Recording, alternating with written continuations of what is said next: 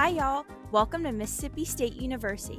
Today we'll be learning a little bit more about the watershed management here on campus, and we'll be gaining some knowledge from our friend Raindrop. Thanks, Gina. Now you might be wondering what a watershed is. A watershed is the land area that drains into a lake or a stream, river, and eventually into a bay. The watershed that we're in on Mississippi State is the largest watershed in the country, the Mississippi River watershed, which then funnels into the Tombigbee, which then leads to our lovely Catalpa Creek.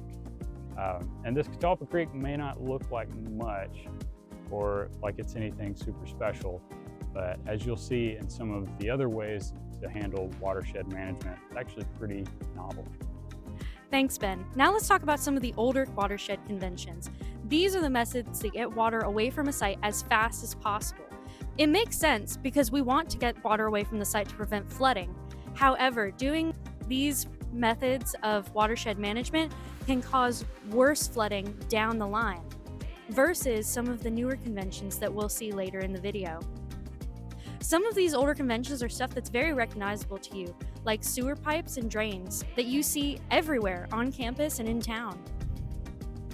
Older conventions of watershed management usually include a lot of impervious surfaces for water to run over and away from an area. This method is also very good at picking up pollutants and adding them into our waterways, and no one wants any of that in their drinking water.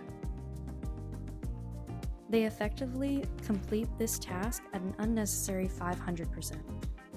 Oftentimes, traditional methods such as drainage pipes and inlets lead to gathering of debris such as leaves, pine straw, and other litter that's been thrown out.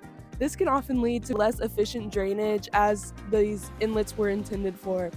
As we can see here, this inlet probably isn't draining at all at this point. Bioswales and rain gardens at that point are often the better option because they don't get clogged such as this one does.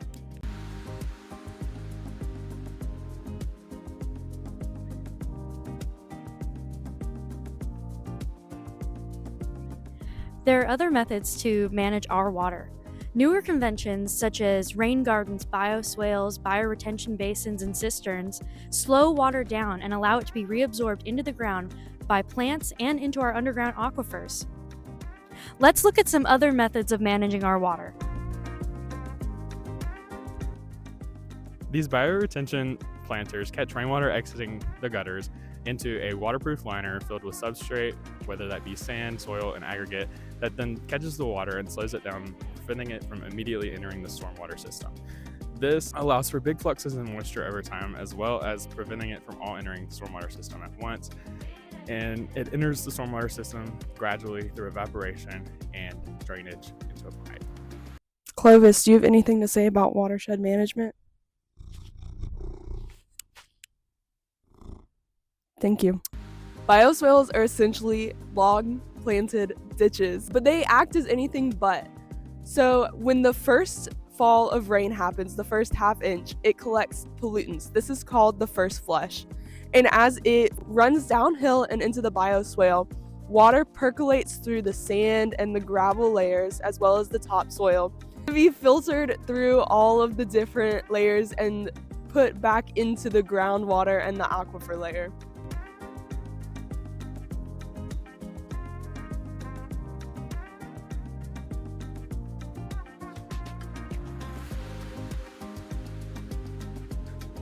So in the bioswale, the plants are the general players. So the roots act to filter out the pollutants, and the actual shrubbery acts to slow down and stop any sort of trash or physical pollutants that end up in the bioswale.